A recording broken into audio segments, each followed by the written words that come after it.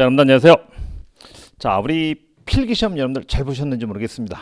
아마 준비를 하셨으니까 여러분들은 아마 다 합격하셨을 거라 저는 믿고요. 저는 에듀윌에서 전기를 강의하고 있는 김영복 교수입니다. 다시 한번 인사드리겠습니다.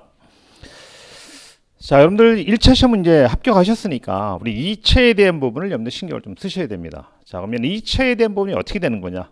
여러분들 질문 주신 거 상위 랭크에 있는 그 질문들을 몇 개 여러분들 추스려서 그거에 대한 부분 답변을 좀 드리고자 합니다. 자, 필기시험 직후 실기시험을 준비를 해야 되는 학습 전략은 어떻게 됩니까? 하고 여러분들이 물어보셨어요. 그러니까 이제 필기시험 끝났으니까 여러분들 실기를 준비하셔야 되잖아요.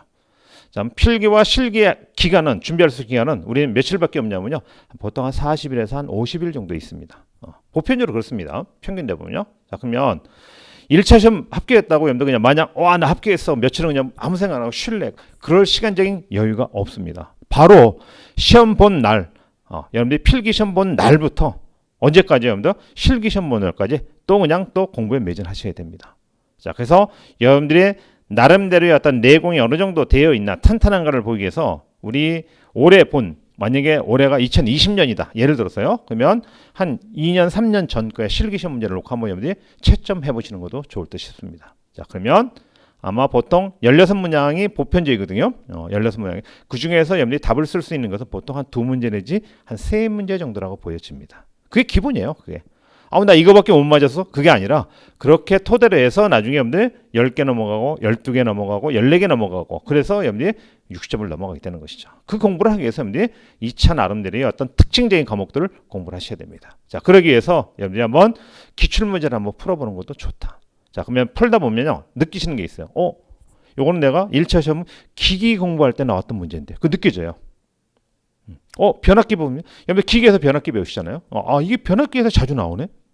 그 다음에 전력을 공부하다 보니까, 여러분들 시험에 우리 앞쪽에 나온 송전, 수전 쪽에서 가장 기본적인 뭐 전압 변동률 이런 시험 문제도 나오고요. 여러분들 시험에 그런 것들이 튀어나온다고요. 그리고 필액이 구성이 어떻게 되어 있네, 이런 것들이 튀어나오더라. 그러니까 그런 부분들을 여러분들이 시험을 치르시면서 2-3문제밖에는 못 맞지만 그래도 한번 느껴보시라는 얘기예요. 여러분들 아마 공부 많이 하시는 분들은 2-3문제 아니라 5문제, 6문제 이렇게 많이 맞으시는 분도 있습니다. 그렇지만 보편적으로 보면 한 2문제, 3문제 맞으시면 잘 맞는 거예요. 그래서 그거를 느껴보기 위해서 여러분들이 1차 시험 보고 나서 바로 2차에 대한 준비는 안 돼 있더라도 한번 시험을 본격적으로 한번 준비를 하시는 것도, 시험을 직접 보시라는 얘기죠. 그렇죠? 출력을 해서 그것도 하나의 방법이 될 수 있다. 자, 우리 관연도 문제는 한 몇 개 정도를 여러분들이 공부를 하셨으면 좋겠냐, 이런 이제 관연도 문제에 대한 설명을 여러분들이 질문을 주셨어요. 관연도요. 자, 그러면 이 관연도에 대한 부분은 여러분들이 많이 할수록 우리가 흔한 말로 다다익선이라고 얘기합니다. 그래서 많이 할수록 좋지만 여러분들 그렇게 뭐 무한적으로 많이 할 수는 없잖아요. 자, 그래서 우리 출제 기준이요, 몇 년마다 한 번씩 바뀌냐면 우리 5년마다 한 번씩 바뀝니다. 5년마다. 그래서 그 얘기는 뭐냐? 지금부터 5년까지 바로, 그러니까 현 시점을 위해서 5년 전 거 그거 공부하시고요. 그 다음에 해보니까 내가 좀 시간적 여유가 더 있다. 그러면 몇 년 거요? 10년 거.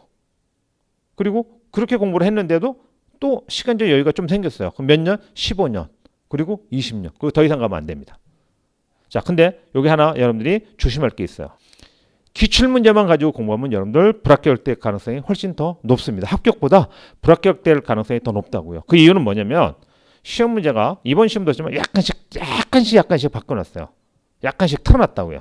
그러니까 기출문제 공부하시는 분들 어떻게 공부하냐? 문제답 외우는 형태로 가거든요. 무조건. 내용은 숙지를 안 하고 이해를 안 하고 외우는 형태로 가려고 합니다. 그러다 보니까 약간 틀어서, 문제는 같은 유형인데 틀어서 나오면 여러분들 떨어진다는 얘기죠. 불합격이라는 얘기입니다. 자, 그래서 기본적으로 순서를 이렇게 해야 됩니다. 기본 이론에 충실하셔야 돼, 먼저.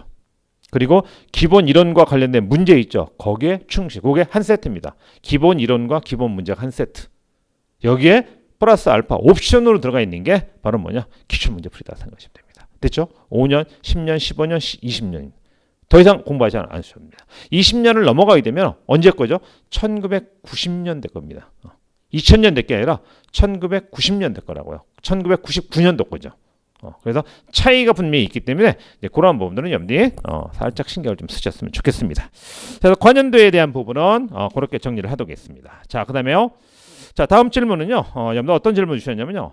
우리 실기시험을 봤을 때 여러분들 주의사항들이 있습니다. 그래서 주관식이다 보니까 우리 답안을 작성할 때 주의사항이 뭐가 들어가느냐? 이 주의사항에 대한 부분이 몇 가지 있습니다. 첫째는 자, 우리 주관식 서술형 형태의 주관식이다 보니까 우리 뭘 해야 되냐면, 그러니까 여러분들 크게 두 가지 유형입니다. 하나는 숫자가 들어가 있어서 우리가 계산 수식이 나와 있고, 또 하나는 뭐냐면 뭐뭐의 특징에 대해서 말로 쓰는 시험 문제 크게 유형이 두 가지예요.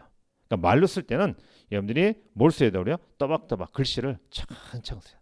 크게 유형은 두 가지로 씁니다. 그래서 정자로 써라. 글씨를 못 쓰더라도 정자로 써라. 자, 두 번째입니다. 이번은 계산 수식하고 관련된 부분입니다. 그러면 계산 수식을 할 때 또 다시 두 가지로 갈라져요. 하나 뭐냐? 답만 쓰는 게 있고요. 하나는 계산과 답을 쓰라고 돼 있어요. 이렇게 나눠집니다. 그러면 계산이라는 얘기는 말 그대로 내가 어떤 공식을 이용했다면 그 수식은 안 쓰더라도 풀어가는 숫자를 집어넣어서 풀어가는 과정을 정확하게 명시해 주셔야 돼요. 그리고 답을 쓸 때는 답란에 가는 수식을 쓰시면 안 됩니다. 답란에는 말 그대로 답에는 답만 쓰셔야 돼요. 근데 이 답을 쓸 때 또 주의할 사항이 몇 가지 있습니다. 거기에 진짜 애물단지처럼 딱 끼어 들어오는 게 바로 뭐냐? 소수점 부분이에요. 그래서 소수점을 표현하는 방법이 여러 가지가 있다.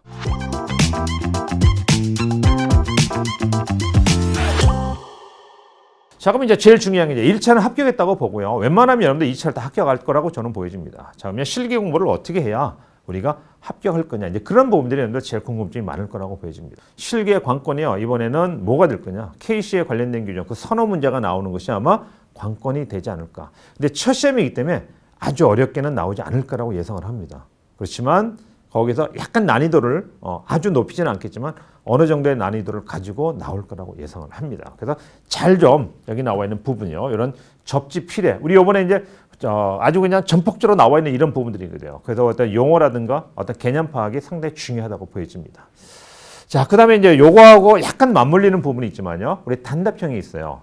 그러니까 단답형은 좀 사실 내용상으로는 굉장히 많습니다. 외워야 될 부분이요. 그러니까 여기에 해당되는 부분 중에 첫째가 전력이고요. 두 번째가 기기입니다. 그리고 세 번째 여기는 빠져 있지만 플러스 알파 조금 끼어 들어갈 수 있는 가능성이 있는 게 KC 규정이 일로 들어갈 겁니다.